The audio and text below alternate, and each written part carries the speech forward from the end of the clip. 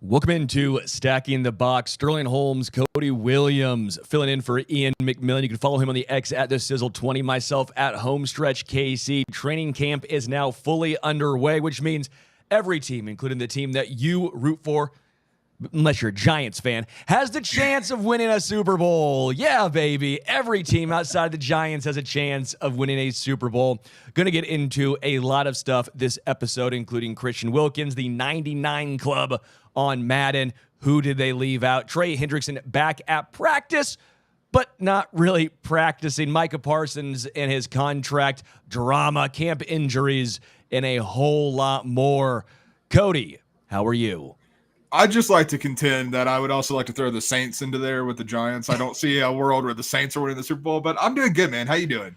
I'm great. I'm doing very, very well. As a heads up, I know I'll say this at the very end as well. I had a chance to interview Pac-Man Jones this morning. That's going to drop tomorrow, the interview I had with him. My goodness. Fun.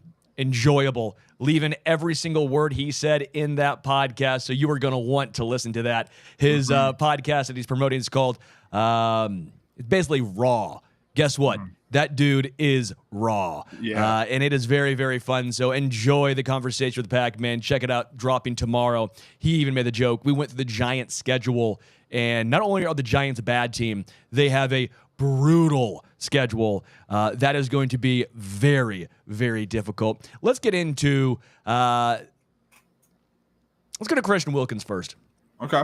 I think Christian Wilkins is the most intriguing, ridiculous, absurd training camp talking point I have seen. You wonder why the AFC West has been dominated by the Kansas City Chiefs. The Chiefs had a 2.5-hour practice yesterday in the sun, in the heat. It was apparently 120-degree heat index on the field in St. Joe. They stay in the dorms. The owner, Clark Hunt, even talked about how he stays in the dorms as well. It is grueling. If you've not been to a Chiefs training camp, it is different than any other in the entire NFL. No wasted movement. It is a grind. So you see what is going on in St. Joe for the Chiefs getting ready. And then you see out of the west side of the AFC West, the Raiders, the Vegas Raiders and Christian Wilkins parting ways. And part of the reason they're parting ways, not just on how Christian Wilkins handled his offseason injury and how they're at differing opinions there, but also apparently kissing a dude on the dome, an unwanted kiss. And next thing you know, Wilkins is now gone from the Vegas Raiders. It's one of the dumber stories I think we've ever heard at NFL training camp. Also when you consider that the Raiders are also trying to get out of $35.1 million in guaranteed money because of this story, that's why they throw out the rehab part of it first. It is one of the most absurd things I've ever heard. But all I can think about is what's next. That's just kind of my content brain and how you think about it. And someone's going to get a pretty damn good football player on the cheap because of this. Yeah, of course. And Wilkins, if healthy, but we've not seen him healthy. Is the rehab going the right way with clearly the Raiders disagreeing? I will also point out, we don't know what happened in Miami. He was a very good player in Miami, and Miami was willing to let him go. That's obviously a talking point as well. What did they know at the time? The Raiders are trying to rebuild their culture. We know about the talent. Obviously, it was going to be Wilkins and Max Crosby on that defensive line. But now with Pete Carroll, new regime, Ashton Genty, Geno Smith, they're trying to really revamp the Raider model. And this was a clear cut, and he's not going to fit for a multitude of reasons, apparently. And they are moving on from Christian Wilkins. You're right. I do think he's a good player, but I don't know, man. It sounds like there has to be more to the story that we are not hearing. There has to be other instances of unwanted Wilkins movements, I should say. And behavior, question mark? Yeah, and so we'll see how that fits in a winning locker room, what teams will actually end up taking a look at Christian Wilkins. Yeah, I mean, if you go across social media, you'll see some antics from Christian Wilkins that have been happening over the years, going back to his days at Clemson on the field. So, the mind can wander as to what's happening off the field and what kind of person we're talking about here. But, I mean, if you're the Raiders, though, don't you think at least part of this, when you talk about, Pete Carroll coming in and trying to change the culture, don't you think part of this has to be the fact that ostensibly they overpaid for Christian Wilkins in free agency? Everyone looked at that deal, $110 million total, and I believe $90 million guaranteed, and everyone looked at that and said, man, that's a hell of a lot of money you're paying a defensive tackle right there on the open market. And I do wonder, as you're trying to shift the culture, yes, I do think there are behind doors reasons that this is happening, some that we know, some that we don't. But at the same time, it also feels quite convenient, given the current state of the Raiders and what they're trying to accomplish with Pete Carroll, that they're able to shed a bad contract. Yeah. Let's get into the Madden 99. Madden is releasing ratings right now, and the Madden 99 cover star, well, Saquon Barkley, he's a 99. Not the only Eagle with a 99. His teammate right tackle Leighton Johnson is a 99. Josh Allen back in the club of 99s. Looks like Lamar Jackson, who is going to be unfair in the game, who's 96 speed and 99 apparently throwing on the run, bringing back the Michael Vick 04 Madden. That's going to be enjoyable to play against. Jamar Chase, Justin Jefferson, and then rounding it with defensive end Myles Garrett. That looks like the list of 99s. Any surprises or omissions in your eyes? I mean, I'm going to just tee you up for this, Sterling, and wonder where Patrick Mahomes is on this list. Like, I understand that Mahomes statistically has not been the Mahomes of early in his career over the past couple seasons, but at the same time, he's still Patrick Mahomes. And I don't understand how you're going to have someone as accomplished, as clutch, as whatever attribute you want to describe to Patrick Mahomes that is true, not in the 99 club, especially like if we want to be cynical about this from a marketing perspective, he's Patrick Mahomes. That also probably helps your game if he's in the 99 club. Two quarterbacks ahead of, or at least in the 99 club, and Patrick is not. As a Chiefs guy, I don't care that much. I think Madden rankings and ratings are a little overvalued. What are we, the Jets? And that's all we go off of. So, no, I'm not going to take and read too much into this. I know there are going to be people who are upset. I know there are going to be those folks that are pissed. But if we are being realistic and we're looking at just a game standpoint, just from an actual video game standpoint, well, yeah, Lamar's faster. Yeah, Lamar throwing on the run, all of those things. His agility, that's going to boost his numbers, right? I mean, that's just simple math right there, that his speed is going to be so much higher than almost any other quarterback that, of course, it's going to raise his overall. Josh Allen to the same extent. Obviously, he's fast. He is quick. He is strong. We know the throwing power of Josh Allen is always going to be good. His durability as well. I don't have a major issue with it. If you actually break it down and think of it strictly from a video game standpoint, just video game standpoint, it does make sense. Like, even if you had Joe Burrow, the reason why he's not going to be a 99, even if his in the pocket and if you want to say his awareness and his throwing accuracy is all great, well, he's not fast. So that's going to bring him down. So these are all things that you have to think about when you're going through and doing 99s and all the overalls. I don't have a major issue with it, and part of it's because I know it's going to piss Patrick off. He won't ever talk about it. He's not going to say it, but we know he keeps these tabs.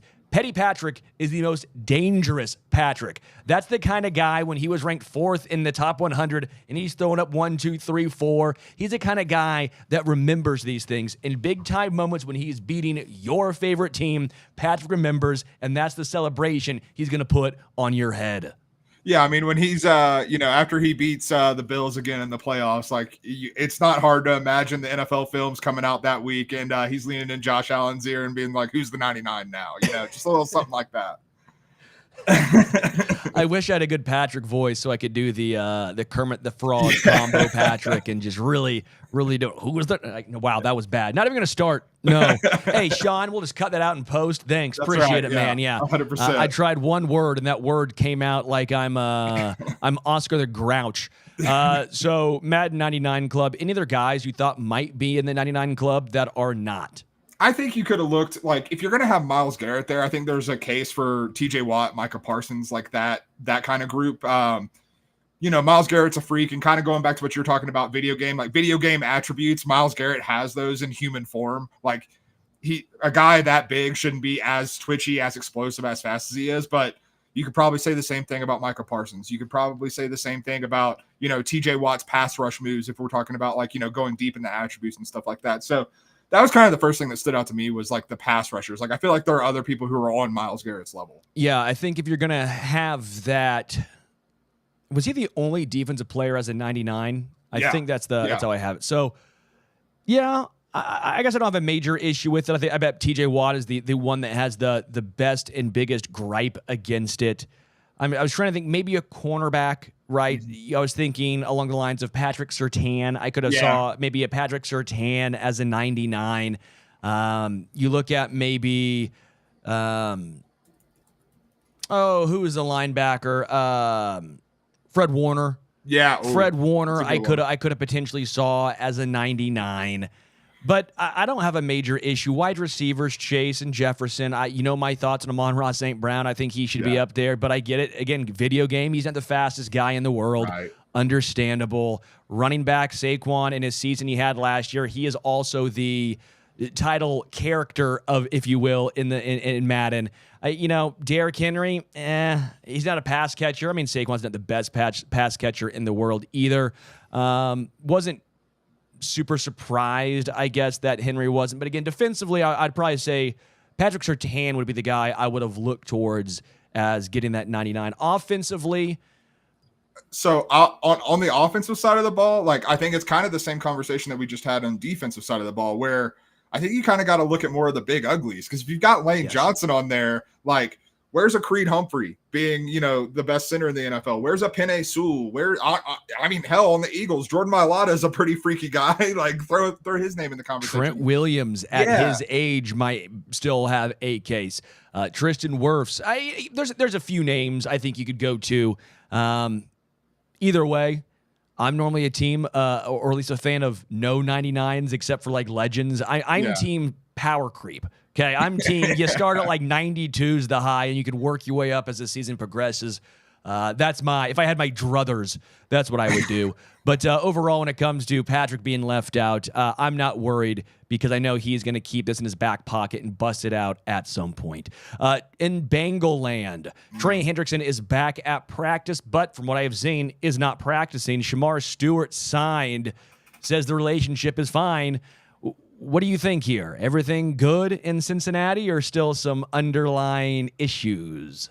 I think it's two separate cases when we're talking about Hendrickson and we're talking about Shamar, because Trey Hendrickson, yes, he's in Cincinnati. I think that has a lot more to do with him being fined $50,000 a day than it has to do with him feeling good about a contract, because it was just earlier this week that a report came out that the Bengals are basically maxed out in what they're willing to give him in terms of guarantees, in terms of money, and it doesn't seem to be what Hendrickson wants. And so, like, if that's the case, like, the Bengals are notoriously cheap. I don't see them budging on that. Like in the Stewart front, yeah, I think everything's fine. Like you just had to get him to sign on the dotted line, and then everything's going to be hunky dory there. But like on the Hendrickson front, I think this is still pretty far from resolved. Yeah, I would agree with you. And by the way, again, we talked about this in the Pac-Man Jones interview that you'll hear tomorrow morning that I found interesting, because he obviously played for the Bengals. Mm-hmm. I asked him, are you surprised that this went on with the Bengals? And he was like, bleep, no, I'm not surprised. But he also wanted to say he doesn't think the Bengals and ownership is cheap. He goes, they've shelled out a couple now $100+ million contracts. Yeah, they're not going to be as wealthy as the Jerry Jones and other obviously teams. But he's like, I don't know if you can call them cheap if they're having, $300+ million contracts out there with Jamar Chase, Joe Burrow. I think T. Higgins, did he crest that number? I think it was like 103, something like that. Yeah, and then whatever is going to be eventually offered to Trey Hendrickson. I mean, it's tough to call him cheap when you have those situations going on. But yeah, the hold ends.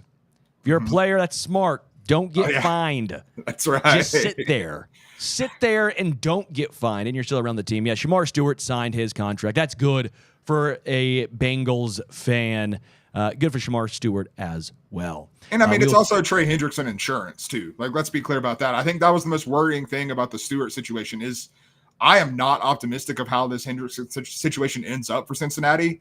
And I'm from the South, so I'm going to borrow a phrase from there, but you're up a S Creek with no paddle if you don't have Shamar Stewart or Trey Hendrickson on your pass rush. Have you ever seen a pause, earmuffs kids? Have you ever seen a shit creek? I don't know why Southerners say that. They're like, yeah, You'll be up Schitt's Creek without a paddle. It's like, yeah, I get the saying, but someone had to originally be like, yeah, I was in a shit creek and I didn't have a paddle. Like, when you think about where this came from, you Southerners, I'm telling you, a little alarming. I mean, look, there's a whole lot of Southern euphemisms about shitting in a river. So we'll you don't shit upstream or anything like that. Yeah, well, that makes sense, Cody, because that's just. But that's probably knowledge. how the shit creek started. Someone shit upstream. Well, bring a paddle. Why'd you not bring a paddle at least? That's absurd. That's true. Come on, you're better than that. All right, let's get into some more drama around the NFL, and that is Micah Parsons. Micah Parsons still having a contract dispute, according to Adam Schefter. Looks like the two sides are actually going in the wrong directions. Talks have stalled. We do know how Jerry Jones likes to operate. A lot of times he likes to show that he has a powerful man and he's coming from a position of power. Then a lot of times he ends up making said guy the highest paid player. A lot of this always seems to be for show. And then he rewards said guy, and he likes being the guy that says, look, I have so-and-so as the highest paid player. I have so-and-so as the highest paid player at this position. Look at me. Where do you think this goes from here with Dallas and Micah Parsons? I think it ends up at the place you just described, Sterling. Yeah. And if you differ, like, please feel free to push back. But this is the same playbook we've seen from Jerry Jones and the Cowboys time and time again in recent years, not even going back further. But Jerry Jones likes to prove points. And whether that point is he thinks he's the smartest man in the room or whether that point is he's a master negotiator, he's neither of those things. But, like, he likes to try and prove those points. We saw it with CeeDee Lamb. We saw it with Dak Prescott. We saw it back in the day. Like, one of the most infamous instances of this in my mind is when Ezekiel Elliott was looking for his new deal, which turned out to be a bad contract. Maybe the Cowboys were right to be hesitant on that, but he signed Jalen Smith to an extension to prove a point to Ezekiel Elliott. Like, and you look at what's just happened now. Jake Ferguson signs an extension. Like, was a Jake Ferguson extension really a priority? No, but I guarantee you it's there to prove a point. And at the end of the day, you're not going to let Micah Parsons out the door, just like the Steelers weren't going to let TJ Watt out the door. Like, that's just asinine to consider that that's going to be the end result of this. Yeah, I would agree. I think that's exactly what ends up happening is a lot of posturing from Jerry just for him to turn around and pay a bleep ton of money, maybe with a paddle, to right. Micah Parsons. Some camp injuries so far. I know everyone freaks out about camp injuries, and they always go, is this the most camp injuries in recent memory? No. No, it's not. It's the NFL. We always forget. It's like we have amnesia. Every year it's, can you believe how many injuries? And I want to be like, yes, I do believe it because it's football. I do believe it because and it's also 120 degrees outside. Like you said. And a lot of times it's unfortunate, but a lot of times it's soft tissue injuries. It's a lot of hammies. It's a lot of calves. But it is ACLs and Achilles as well, which are the ones that can be and almost always are season-ending. An interesting one in Baltimore, tight end Isaiah Likely has a broken foot, or at least that's the report early so far is with that foot. We'll end up finding out what goes on there. Emerson, cornerback from Cleveland, not good there. Justin Fields is practicing through that toe injury, and the Jets are continuously being the Jets. I know he's new to your program, but you have him injured. It made it sound like he was airlifted out. I'm being facetious, only slightly hyperbolic here. But the reporting originally made it seem like it was much worse. Yet at the same time, I get he is new to the Jets, and you want to get as much practice in as possible. Let that thing heal up. Let that thing heal. I don't know why you would rush him. In Chicago, there's some interesting situations going on. You know, Caleb Williams dropped back for a pass. They had a water bottle, a football, a towel on the field. Like, some organizations, you just keep seeing them do dumb things after dumb things. It's the Bears, it's the Jets, it's the Giants, and then you wonder why they are in the cellar almost perpetually. These are the reasons why. No, 100%. I think the one you led off with, Isaiah Likely, is the most interesting of these, just because there was talk earlier in the offseason. Doesn't seem like it was going to come to fruition, but like that the Ravens could just straight up cut Mark Andrews or try to trade Mark Andrews. But the writing on the wall with that, even with Mark Andrews still being on the roster, is that Isaiah Likely was planning, like they were planning on Isaiah Likely taking a big leap in terms of the size of his role in this offense. And I think we saw it a little bit towards the end of last year as well. Like, he's a very talented player, very talented pass catcher.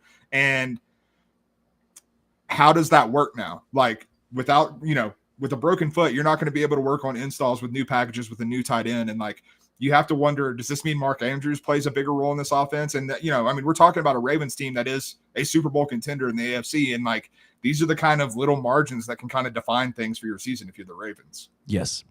100% with you. And again, I'm pointing out once more, yes, this happens every year. Yes, you just forget. Don't panic. Your team will probably have an injury or two.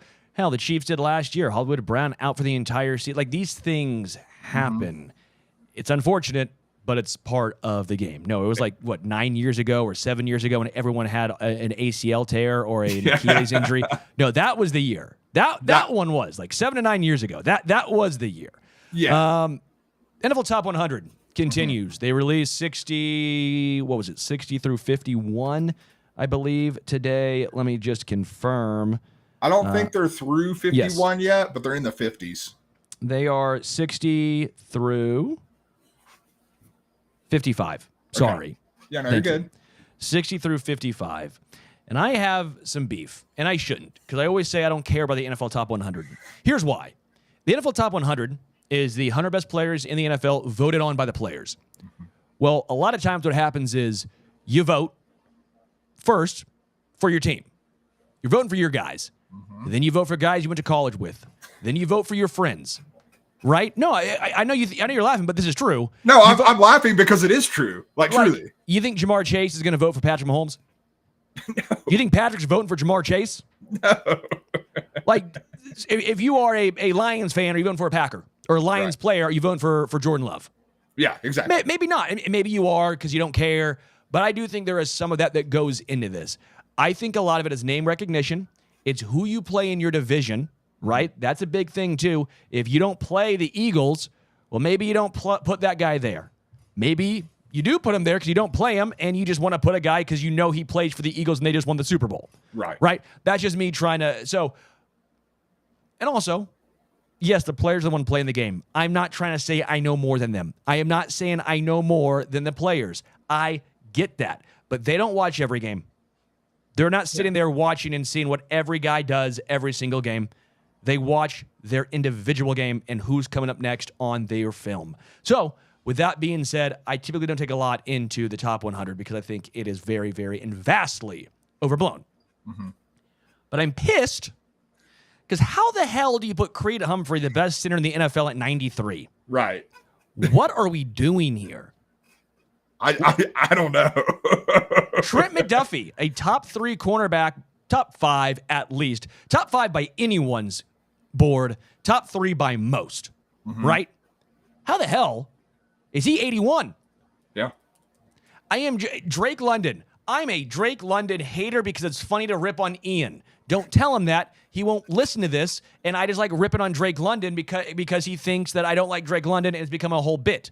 I do it because I like making fun of Ian. Drake London, if you're listening, which you're probably not, Drake London, this has nothing to do with you. You're friendly fire. I'm just ripping on you because our guy's a Falcons fan. Sorry. He's 97. Yeah. A guy who was top 5, top 10 in a litany of categories last year, receiving-wise. 97.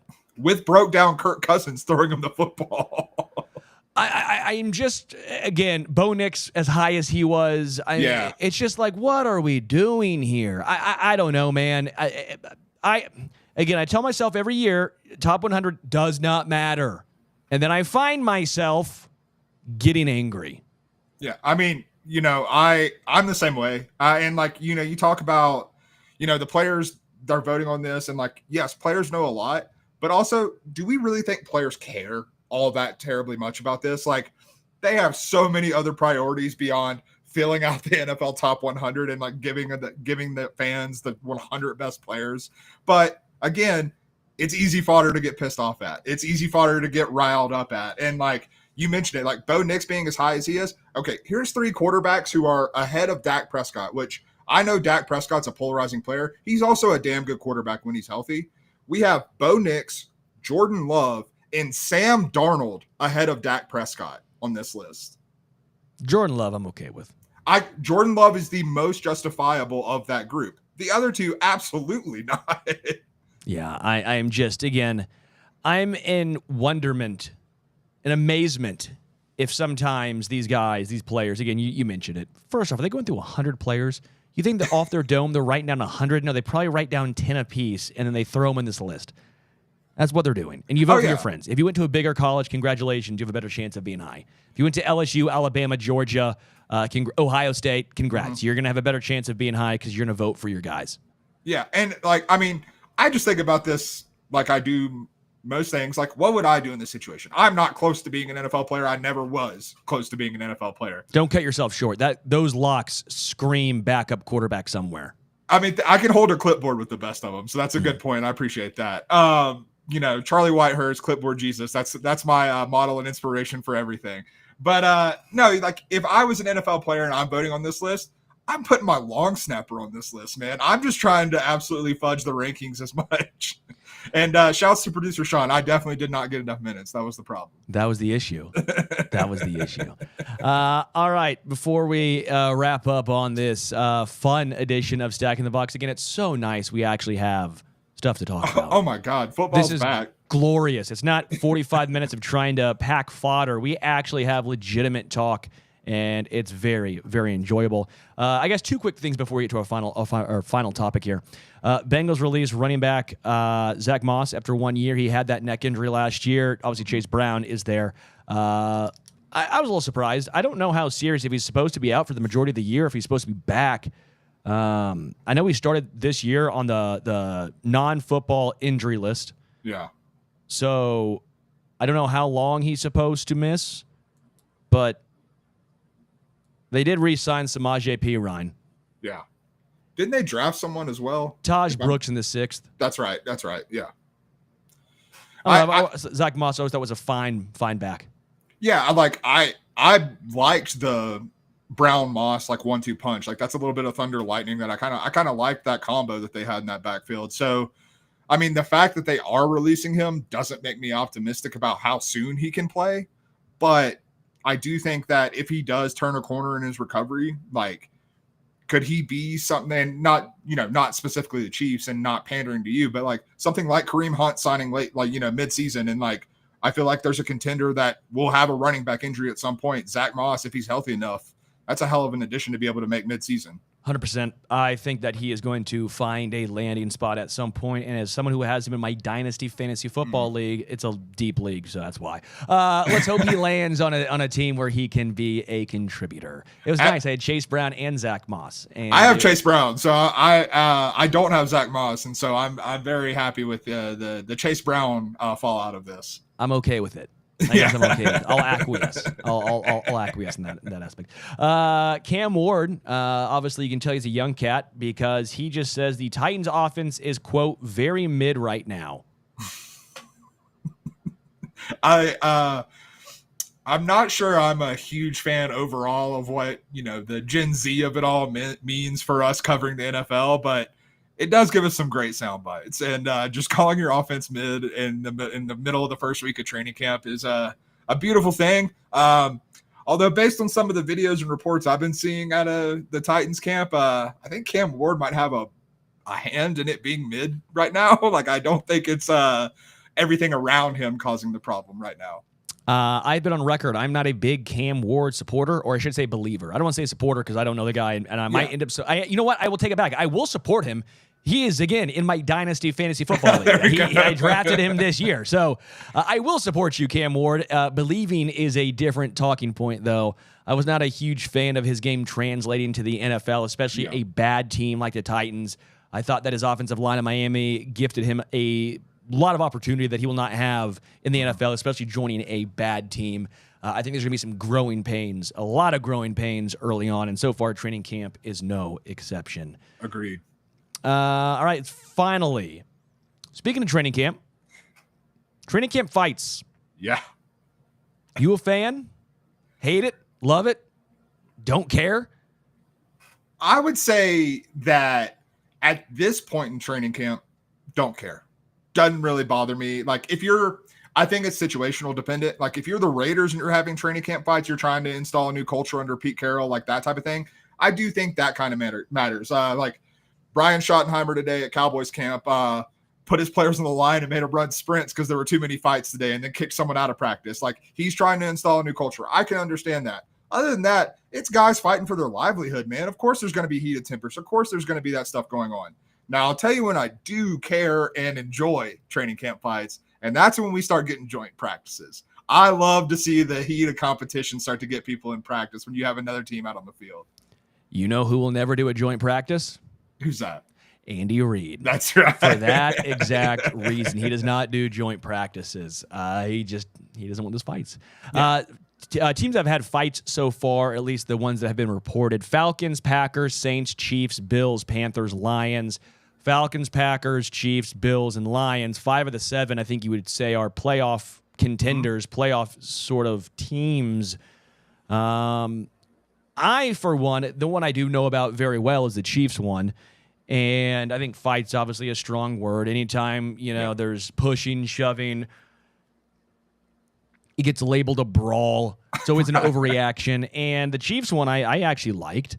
As long as it stays in practice and it's not going to transfer over to the game.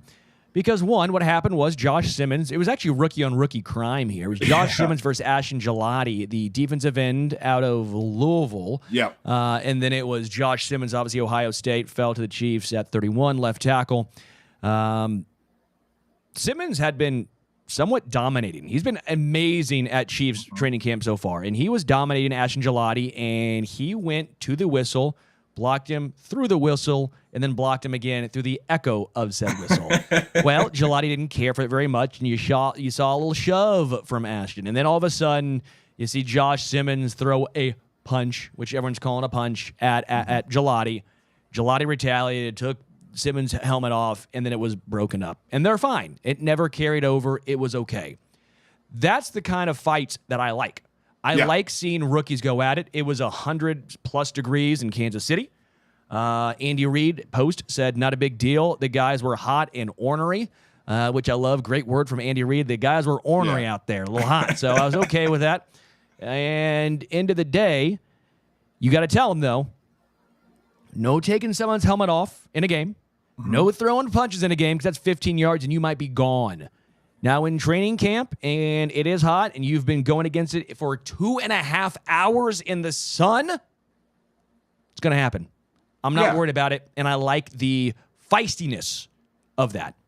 No, 100%. And, like, looking at that situation specifically, like, you have someone like Gelati who he's not a threat to, not make the roster necessarily, but he's fighting for playing time. He's fighting for snaps. And, Josh Simmons, if he's healthy, if he continues what he's doing, he's going to be the starting tackle for the Chiefs. And so, like, Gelati's fighting for livelihood and getting shown up by a guy whose spot is pretty secure. Like, that's something I would take offense to if I was in that situation. And so, like, again, like, I'm with you on that. Like, when it's rookies fighting for their livelihood, fighting for playing time, fighting for their spot, fighting to earn their keep, I'm all on board on that, because again, you're right. You have to coach it up. And, like, in Andy Reid's case, like, you don't really have a whole lot of fear about this, but, like, going over to the guys and being like, hey, at practice, I love to see the fight. That's cool. That's a switch you got to turn off in the games. Like, you want to keep it in between the whistles then. But, like, when you're fighting for these spots, like, I'm going to tell Ashton Gelati, if I'm pulling him to the side, and I'm going to be like, I love the fight, love the fire. And I will also point out, Andy Reid, they know not to go too long, because if they go too long with Andy, that 2.5-hour practice becomes 3.5 hours in the sun. He's not afraid. Andy Reid doesn't really care as long as it doesn't affect the plays and his schedule. If it starts affecting Andy's schedule, that's when you'll start seeing a pissed off Andy. And if he's that's missing why I'm okay. lunchtime, brother, like, it's not a good thing. He ain't missing that. He ain't missing that burger time. That's right. This was fun. I enjoy Stacking the Box, especially when Cody Williams joins. Follow him on the X at the Sizzle20, myself at Homestretch KC. Love that training camp is fully underway. Honestly, preseason games are starting soon. Hall of Fame game tomorrow, man. Your team, unless you're the Giants, have a chance this year. You remember that. Keep the faith like you're George Michael. Until next time, we're out right here on Stacking the Box.